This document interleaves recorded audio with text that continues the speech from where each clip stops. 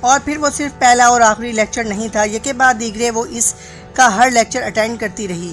وہی چیزیں جنہیں وہ کتابوں میں پڑھ رہی تھی اس کے منہ سے سن کر پر اثر ہو جاتی تھی۔ اس کی صبیحہ سے عقیدت میں اضافہ ہوتا جا رہا تھا۔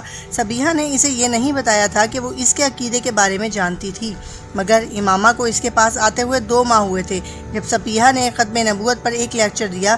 قرآن پاک وہ کتاب ہے جو حضرت محمد صلی اللہ علیہ وسلم پر نازل ہوئی۔ صبیحہ نے اپنے لیکچر کا آغاز کیا اور قرآن پاک ہی میں اللہ نبوت کا سلسلہ حضرت محمد صلی اللہ علیہ وسلم پر ختم کر دیتے ہیں۔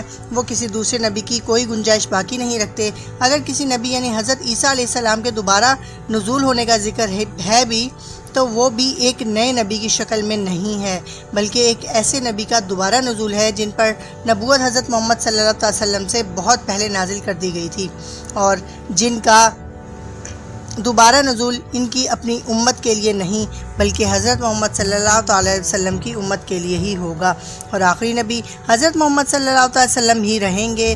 کسی بھی آنے والے دور میں یا کسی بھی گزر جانے والے دور میں یہ رتبہ اور فضیلت کسی اور کو نہیں دی گئی۔ کیا یہ ممکن ہے کہ اللہ ایک پیغمبر کو یہ رتبہ اور درجہ عطا کرتا اور پھر اسے چھین کر کسی دوسرے شخص کو دے دیتا؟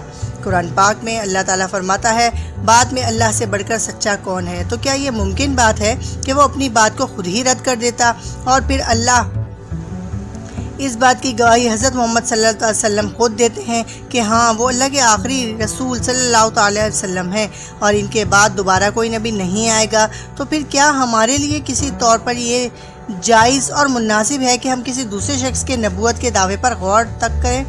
انسان اللہ کی مخلوقات میں سے وہ واحد مخلوق ہے جسے عقل جیسی نعمت سے نوازا گیا، اور ایسی مخلوق ہے جو اسی عقل کا استعمال کر کے سوچنے پر آئے تو خود اللہ کے وجود کے لیے ثبوت کی تلاش شروع کر دیتی ہے، پھر اس سلسلے کو یہیں پر محدود نہیں رکھتی بلکہ اسے پیغمبروں کی ذات تک دراز کر دیتی ہے، پہلے سے موجود پیغمبروں کی نبوت کے بارے میں سوال کرتی ہے، پھر انہیں پیغمبر مان لیتی ہے، اور اس کے بعد قرآن کے واضح احکامات کے باوجود زمین پر مزید پیغمبروں کی تلاش شروع کر دیتی ہے، اور اس تلاش میں یہ بات فراموش کر دیتی ہے کہ نبی بننا نہیں تھا، بنایا جاتا تھا، اسے مبعوث کیا جاتا تھا، اور ہم آسانی کی ان کی آخری دہائیوں میں کھڑے ہیں جہاں مزید نبیوں کی آمد کا سلسلہ اس لیے ختم کر دیا گیا کیونکہ انسان کے لیے ایک دین اور ایک نبی کا انتخاب کر لیا گیا۔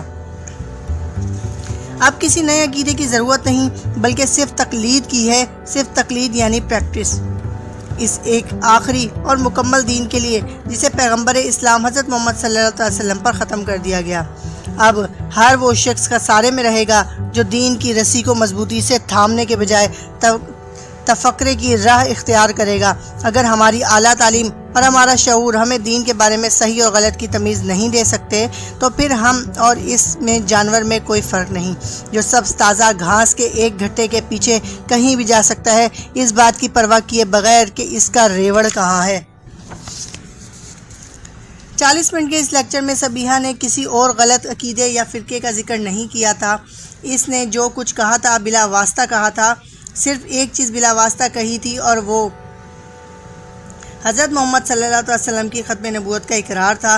اللہ کے آخری پیغمبر حضرت محمد صلی اللہ علیہ وسلم تھے جنہوں نے 1400 سال پہلے مدینہ میں وفات پائی۔ 1400 سال پہلے مسلمان ایک امت کے طور پر اسی شخص کے سائے میں کھڑے ہیں۔ 1400 سال بعد بھی ہمارے لیے وہ ایک آخری نبی صلی اللہ علیہ وسلم ہیں جن کے بعد کوئی دوسرا نبی بھیجا گیا نہ بھیجا جائے گا، اور ہر وہ شخص جو کسی دوسرے شخص میں کسی دوسرے نبی کا عکس تلاش کرنے کی کوشش کرتا ہے اسے ایک بار اپنے ایمان کا اثر نو جائزہ لینا چاہیے۔ شاید یہ کوشش اسے اس عذاب سے بچا دے جس میں وہ اپنے آپ کو مبتلا کرنے کی کوشش کر رہا ہے۔ امامہ ہر لیکچر کے بعد صبیحہ سے مل کر جایا کرتی تھی۔ اس لیکچر کے بعد وہ صبیحہ سے نہیں ملی، ایک لمحہ بھی وہاں رکے بغیر وہ وہاں سے چلی آئی۔ عجیب سے ذہنی انتشار میں مبتلا ہو کر وہ کالج سے باہر نکل آئی، پیدل چلتی رہی، کتنی دیر فٹ پاتھ پر چلتی رہی اور اس نے کتنی سڑکیں عبور کیں۔ اسے اندازہ نہیں ہوا، کسی معمول کی طرح چلتے ہوئے وہ فٹ پاتھ سے نیچے نہر کے کنارے بنی ہوئی ایک بنچ پر جا بیٹھ گئی۔ سورج غروب ہونے والا تھا، اوپر سڑک پر گاڑیوں کے شور میں اضافہ ہو رہا تھا۔ وہ چپ چاپ نہر کے بہتے ہوئے پانی کو دیکھتی رہی۔ ایک لمبی خاموشی کے بعد اس نے بڑبڑاتے ہوئے خود سے پوچھا، آخر میں کیا کر رہی ہوں اپنے ساتھ؟ کیوں اپنے آپ کو الجھا رہی ہوں؟ آخر کس یقین کی کھوج میں سرگرداں ہوں؟ اور کیوں؟ میں اس سب کے لیے تو یہاں لاہور نہیں آئی، میں تو یہاں ڈاکٹر بننے آئی ہوں، مجھے آئی اسپیشلسٹ بننا ہے۔ پیغمبر پیغمبر پیغمبر، میرے لیے ہر چیز وہاں کیوں ختم ہو جاتی ہے؟ اس نے اپنے دونوں ہاتھوں سے اپنا چہرہ ڈھانپ لیا۔ مجھے اس سب سے نجات حاصل کرنی ہے، میں اس طرح اپنی اسٹڈیز پر کبھی توجہ نہیں دے سکتی۔ مذہب اور عقیدت میرا مسئلہ نہیں ہونا چاہیے، صحیح یا غلط جو میرے بڑوں نے دیا وہی ٹھیک ہے۔ میں اب صبیحہ کے پاس نہیں جاؤں گی، میں مذہب یا پیغمبر کے بارے میں کبھی نہیں سوچوں گی، کبھی نہیں۔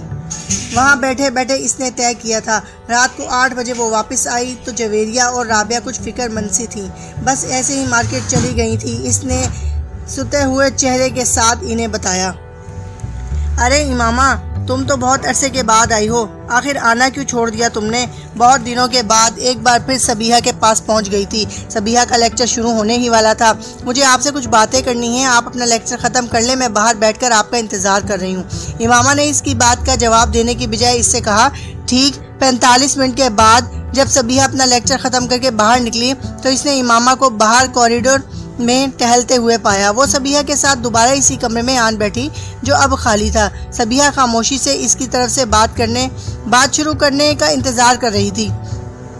امامہ چند لمحے کسی سوچ میں ڈوبی رہی، پھر اس نے صبیحہ سے کہا، آپ کو پتہ ہے میں کس مذہب سے ہوں؟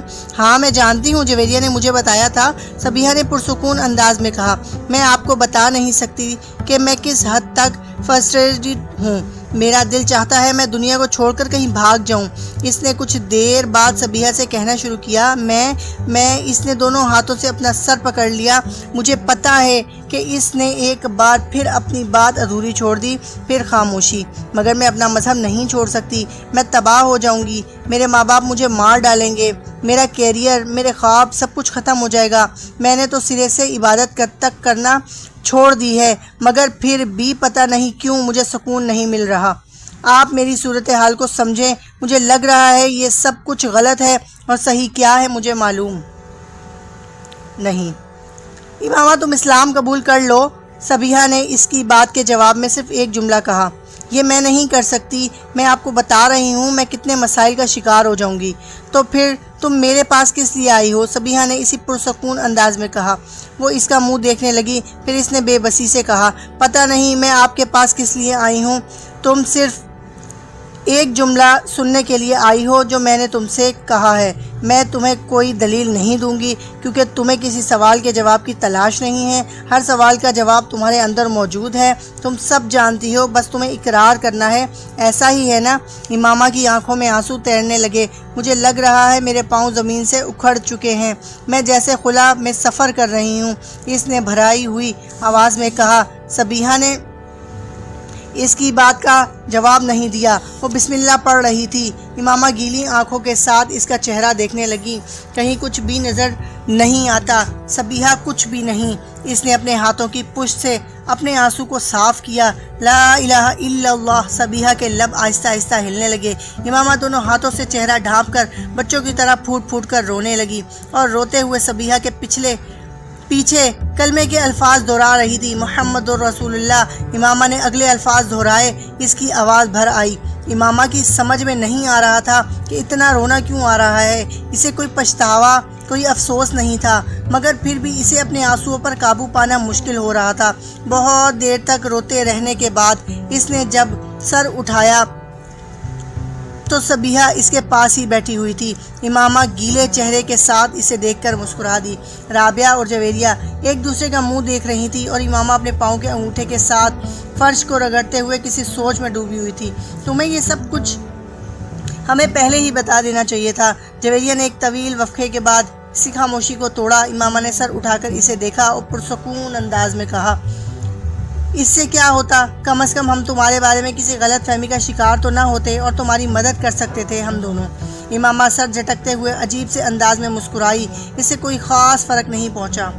مجھے تو بہت خوشی ہے امامہ کہ تم نے ایک صحیح راستے کا انتخاب کیا ہے، دیر سے صحیح مگر تم غلط راستے سے ہٹ گئی ہو۔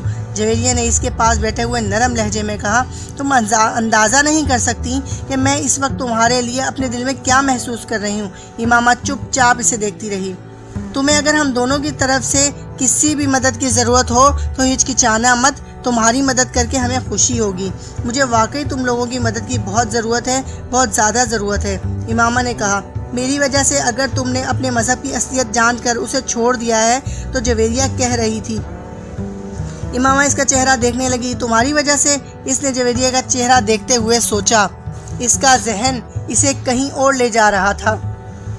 دھند میں اب ایک اور چہرہ ابھر رہا تھا۔ وہ اسے دیکھتی رہی۔ وہ چہرہ آہستہ آہستہ واضح ہو رہا تھا، زیر آب ابھرنے والے کسی نقش کی طرح۔ چہرہ اب واضح ہو گیا تھا۔ امامہ مسکرائی اور اس چہرے کو پہچان سکتی تھی۔ اس نے اس چہرے کے ہونٹوں کو ہلتے دیکھا۔ آہستہ آہستہ وہ آواز سن سکتی تھی۔ وہ آواز سن رہی تھی، قطرہ مانگے جو تو اسے دریا دے دے، مجھ کو کچھ اور نہ دے اپنی تمنا دے دے۔ میں صرف یہ چاہتی ہوں کہ تم لوگ کسی کو کچھ نہ بتاؤ، زینب کو بھی نہیں۔ اپنے سر کو جھٹکتے ہوئے اس نے جویریہ اور رابعہ سے کہا۔ ان دونوں نے اس بات میں سر ہلا دیا۔ کچھ نہیں مانگتا شاہوں سے یہ شیدا تیرا، اس کی دولت ہے فقط نقش کف پا تیرا۔ پورے قدے میں کھڑا ہوں تو یہ تیرا ہے کرم، مجھ کو جھکنے نہیں دیتا ہے سہارا تیرا۔ لوگ کہتے ہیں کہ سایہ تیرے پیکر کا نہ تھا، میں تو کہتا ہوں جہاں بھر پہ ہے سایہ تیرا۔ وہ اس آواز کو پہچانتی تھی، یہ جلال انصر کی آواز تھی۔ امامہ کو میڈیکل کالج میں چند روز ہوئے تھے جب ایک ویکینڈ پر اسلام آباد آنے کے بعد اس نے رات کو زینب کے گھر لاہور فون کیا۔ بیٹا میں زینب کو بلاتی ہوں، تم ہولڈ رکھو۔ زینب کی امی فون رکھ کر چلی گئیں۔ وہ ریسیور کان سے لگائے انتظار کرنے لگی۔ کچھ نہیں مانگتا شاہوں سے یہ شیدا تیرا، اس کی دولت ہے فقط نقش کف پا تیرا۔ مردانہ آواز میں فون پر سنائی دینے والی وہ نعت امامہ نے پہلے بھی سنی تھی، مگر اس وقت جو کوئی بھی اسے پڑھ رہا تھا وہ کمال جذبے سے اسے پڑھ رہا تھا۔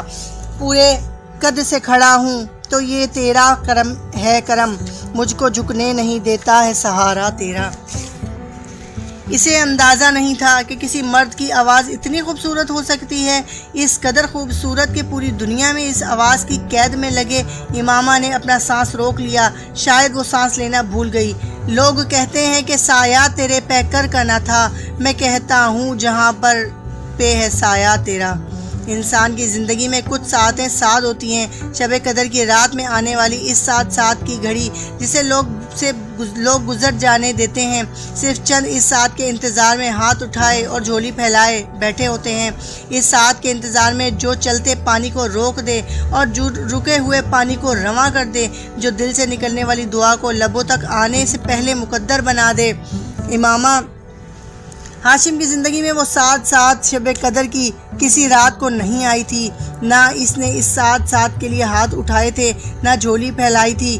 پھر بھی اس نے زمین و آسمان کی گردش کو کچھ دیر کے لیے تھمتے دیکھا تھا، پوری کائنات کو ایک گنبد بے درد میں بدلتے دیکھا تھا، جس کے اندر بس ایک ہی آواز گونج رہی تھی، دستگیری میری تنہائی کی تو نے ہی تو کی ہے، میں تو مر جاتا اگر ساتھ نہ ہوتا تیرا۔ وہ اندھیروں سے بھی دردانہ گزر جاتے ہیں جن کے ماتھے پہ چمکتا ہے ستارہ تیرا۔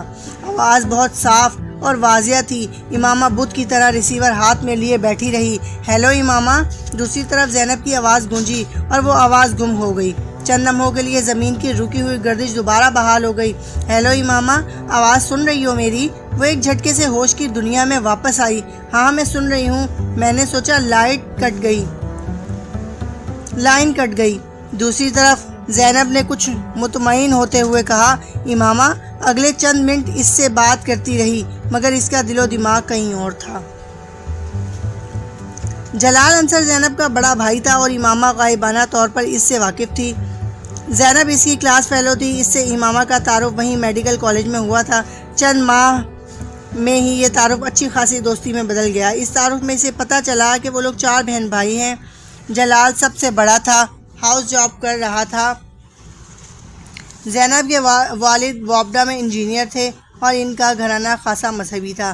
اسلام آباد سے واپسی پر اس نے زینب سے نعت پڑھنے والے اس شخص کے بارے میں پوچھا تھا۔ زینب اس رات میں نے تمہیں فون کیا تو کوئی نعت پڑھ رہا تھا، اس نے اپنے لہجے میں حتی الامکان نارمل رکھتے ہوئے کہا۔ وہ جلال بھائی تھے، ایک مقابلے میں حصہ لینے کے لیے وہ نعت یاد کر رہے تھے۔ فون کوریڈوروں میں ہے اور ان کے کمرے کا دروازہ کھلا ہوا تھا، اس لیے آواز تم تک پہنچ گئی۔ زینب نے تفصیل سے بتایا، بہت اچھی آواز ہے ان کی، ہاں آواز تو بہت اچھی ہے، ان کی قرات تو نعت سے بھی زیادہ خوبصورت کرتے ہیں، بہت سے مقابلوں میں انعام بھی لے چکے ہیں۔ حبیبی کالج میں ایک مقابلہ ہونے والا ہے، تم اس سے انہیں سننا۔ زینب تب بھی یہ نہیں جانتی تھی کہ امامہ کس مذہب کی تھی۔ وہ جس طرح پردے کا خیال رکھتی تھی، زینب کا خیال تھا کہ وہ کسی مذہبی گھرانے سے تعلق رکھتی ہے۔ خود زینب بھی خاصے مذہبی گھرانے سے تعلق رکھتی تھی اور چادر اوڑھا کرتی تھی۔ 2-3 دن کے بعد امامہ جلال انصر کی نعت سننے کے لیے اپنی فرینڈز کو بتائے بغیر کلاس بینک کر کے نعتوں کے اس مقابلے میں چلی گئی۔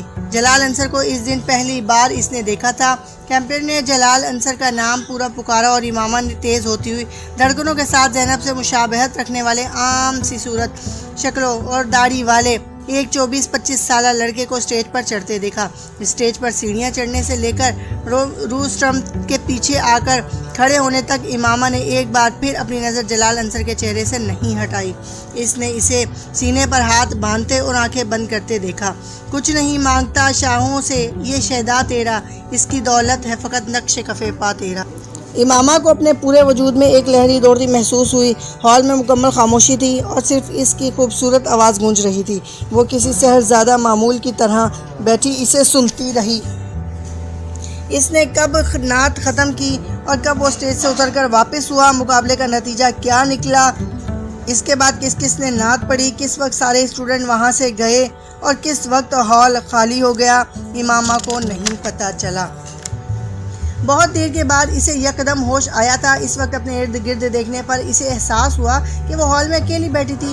میں نے کل تمہارے بھائی کو نعت پڑھتے سنا، امامہ نے اگلے دن زینب کو بتایا۔ اچھا، انہیں پہلا انعام ملا ہے۔ زینب نے اس کی بات پر مسکرا کر اسے دیکھا۔ بہت خوبصورت نعت پڑھی تھی انہوں نے۔ کچھ دیر کی خاموشی کے بعد امامہ نے پھر اس موضوع پر آ گئی۔ ہاں، وہ بچپن سے نعتیں پڑھتے آ رہے ہیں، اتنے قرات اور نعت کے مقابلے جیت چکے ہیں کہ اب تو انہیں خود بھی ان کی تعداد یاد نہیں ہوگی۔ زینب نے تفاخر سے کہا۔ ان کی آواز بہت خوبصورت ہے۔ امامہ نے پھر کہا، ہاں خوبصورت تو ہے، مگر ساری بات اس محبت اور عقیدت کی ہے جس کے ساتھ وہ نعت پڑھتے ہیں۔ انہیں حضور صلی اللہ علیہ وسلم سے عشق ہے، اتنی محبت کہ جس کی کوئی حد نہیں۔ قرات اور نعت کے علاوہ انہوں نے کبھی کوئی اور چیز نہیں پڑھی۔ حالانکہ اسکول اور کالج میں انہیں بہت مجبور کیا جاتا رہا، مگر ان کا ایک ہی جواب ہوتا تھا کہ میں جس زبان سے حضرت محمد صلی اللہ علیہ وسلم کا قصیدہ پڑھتا ہوں، اس زبان سے کسی اور شخص کا قصیدہ نہیں پڑھ سکتا۔ محبت تو ہم بھی حضور صلی اللہ علیہ وسلم سے کرتے ہیں، مگر جیسی محبت بھائی کرتے ہیں ویسی محبت تو ہم سے کوئی بھی نہیں کر سکتا۔ پچھلے 10 سالوں میں ایک بار بھی انہوں نے نماز قضا نہیں کی، ہر ماہ ایک قرآن پاک پڑھتے ہیں۔ تم تو نعت کی تعریف کر رہی ہو، اگر ان سے تلاوت سن لو تو۔ وہ بڑے فخر سے بتا رہی تھی۔ امامہ چپ چاپ اسے دیکھ رہی تھی۔ اس نے زینب سے اس کے بعد کچھ نہیں پوچھا۔ اگلے دن وہ صبح کالج جانے کے لیے تیار ہونے کے بجائے اپنے بستر میں گھسی رہی۔ جویریہ نے خاصی دیر کے بعد اسے بستر سے برآمد نہ ہوتے ہوئے دیکھ کر جھنجھوڑا۔ اٹھ جاؤ امامہ، کالج نہیں جانا کیا؟ دیر ہو رہی ہے۔ نہیں، آج مجھے کالج نہیں جانا۔ امامہ نے دوبارہ آنکھیں بند کر لیں۔ کیوں؟ جویریہ کچھ حیران ہوئی۔ میری طبیعت ٹھیک نہیں ہے، امامہ نے کہا۔ آنکھیں تو بہت سرخ ہو رہی ہیں تمہاری، کیا رات کو سوئی نہیں تم؟ نہیں، نیند نہیں آئی اور پلیز اب مجھے سونے دو، امامہ نے اس کے کسی اور سوال سے بچنے کے لیے کہا۔ جویریہ کچھ دیر اسے دیکھتے رہنے کے بعد اپنا بیگ اور فولڈر اٹھا کر باہر نکل آئی۔ اس کے جانے کے بعد امامہ نے آنکھیں کھول دیں۔ یہ بات ٹھیک تھی کہ وہ ساری رات سو نہیں سکی تھی اور اس کی وجہ جلال انصر کی آواز تھی۔ وہ اپنے ذہن کو اس آواز سے کہیں بھی فوکس نہیں کر پا رہی تھی۔ جلال انصر، اس نے زیر لب اس کا نام دہرایا۔ آخر اس کی آواز کیوں مجھے اس قدر اچھی لگ رہی ہے کہ میں اسے اپنے ذہن سے نکال نہیں پا رہی۔ اس نے الجھتے ہوئے ذہن کے ساتھ بستر سے نکلتے ہوئے سوچا۔ وہ اپنے کمرے کی کھلی ہوئی کھڑکی میں آ کر کھڑی ہو گئی۔ میرے بھائی کی آواز میں ساری تاثیر حضرت محمد صلی اللہ تعالیٰ علیہ وسلم کے عشق کی وجہ سے ہے۔ اس کے کانوں میں زینب کی آواز گونجی۔ آواز میں تاثیر اور عشق، اس نے بے چینی سے پہلو بدلا۔ سوز، گداز، لوز، مٹھاس، آخر کیا تھا اس کی آواز میں؟ وہ اٹھ کر کھڑکی سے باہر دیکھنے لگی۔ دنیا عشق اللہ سے شروع ہوتی ہے اور عشق رسول صلی اللہ تعالی وسلم پر ختم ہو جاتی ہے۔ اسے ایک اور جملہ یاد آیا، عشق رسول صلی اللہ تعالی علیہ وسلم۔ اس نے حیرانی سے سوچا، عشق رسول یا عشق محمد؟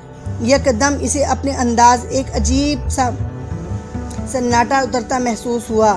اس نے اس سناٹے اور تاریکی کو کھوجنا شروع کیا، اپنے اندر سیڑھی در سیڑھی اترنا شروع کیا۔ اسے کہیں کوئی روشنی نظر نہیں آئی۔ آخر وہ کیا چیز ہوتی ہے جو حضرت محمد صلی اللہ علیہ وسلم کا نام سننے پر لوگوں کی آنکھوں میں آنسو اور لوگوں پر درود لے آتی ہے؟ عقیدت، عشق، محبت، ان میں سے کیا ہے؟ مجھے کچھ محسوس نہیں ہوتا۔ میری آنکھوں میں آنسو کیوں نہیں آتے؟ میرے ہونٹوں پر ورد کیوں نہیں آتا؟ میری آواز میں تاثیر وہ لمحہ بھر کے لیے رکی۔ اس نے زیر لب پڑھا، کچھ نہیں مانگتا شاہوں سے یہ شیدا تیرا، اس کی دولت ہے فقط نقش کف پا تیرا۔ اسے اپنی آواز بھر آئی ہوئی لگی، شاید ابھی جاگی ہوں اسی لیے آواز ایسی ہے۔ اس نے اپنا گلا صاف کرتے ہوئے سوچا۔ اس نے ایک بار پھر پڑھنا شروع کیا، کچھ نہیں مانگتا۔ وہ ایک بار پھر رک گئی۔ اس بازار میں اس کی آواز میں لرزش تھی۔ اس نے دوبارہ پڑھنا شروع کیا، کچھ نہیں مانگتا شاہوں سے یہ شیدا تیرا۔ کھڑکی سے باہر نظریں مرکوز رکھتے ہوئے اس نے لرزتی بھر آئی آواز کو کانپتے ہونٹوں کے ساتھ پہلا مصرع پڑھا، پھر دوسرا مصرع پڑھنا شروع کیا اور رک گئی۔ کھڑکی سے باہر خلا میں گھورتے ہوئے وہ ایک بار پھر جلال انصر کی آواز اپنے کانوں میں اترتی محسوس کر رہی تھی، بلند، صاف، واضح اور اذان کی طرح دل میں اتر جانے والی مقدس آواز، اور اسے اپنے گالوں پر نمی محسوس ہوئی۔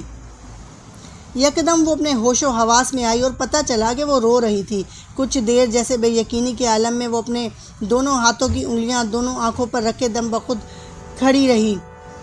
اس نے اپنے آپ کو بے بسی کی انتہا پر پایا، آنکھوں پر ہاتھ رکھے اور آہستہ آہستہ گھٹنوں کے بل وہیں زمین پر بیٹھ گئی اور اس نے پھوٹ پھوٹ کر رونا شروع کر دیا۔ انسان کے لیے سب سے مشکل مرحلہ وہ ہوتا ہے جب اس کا دل کسی چیز کی گواہی دے رہا ہو مگر اس کی زبان خاموش ہو، جب اس کا دل چلا چلا کر کسی چیز کی صداقت کا اقرار کر رہا ہو مگر اس کے ہونٹ ساکت ہوں۔ امامہ ہاشم کی بھی اپنی زندگی اسی مرحلے پر آ پہنچی تھی۔ جو فیصلہ وہ پچھلے 2 سالوں سے نہیں کر پا رہی تھی، وہ فیصلہ ایک آواز نے چند دنوں میں کروا دیا تھا۔ یہ جانے، یہ کھوجے، یہ پرکھے بغیر آخر لوگ حضرت محمد صلی اللہ علیہ وسلم سے اتنی عقیدت رکھتے ہیں، آخر کیوں عشق رسول صلی اللہ علیہ وسلم کی بات کی جاتی ہے؟ اس نے اتنے سال اپنے نبی کے قصیدے سنے تھے، اس پر کبھی رکت تاری نہیں ہوئی تھی، کبھی اس کا وجود موم بن کر نہیں پگھلا تھا، کبھی اس کسی پر رشک نہیں آیا تھا، مگر ہر بار حضرت محمد صلی اللہ علیہ وسلم کا نام پڑھتے، دیکھتے اور سنتے ہوئے وہ عجیب سی کیفیات کا شکار ہو جاتی تھی۔ ہر بار، ہر دفعہ اس کا دل اس نام کی طرف کھنچتا چلا جا رہا تھا اور صبیحہ کے پاس نہ جانے اس کے سارے ارادے بھاپ بن کر اڑتے گئے۔ جلال انصر کی آواز تاریکی میں نظر آنے والے جگنوں کی طرح تھی جس کے تعاقب میں وہ بنا سوچے سمجھے چل پڑی۔ میں تجھے عالم اشیاء میں بھی پا لیتا ہوں، لوگ کہتے ہیں کہ ہے عالم بالا تیرا۔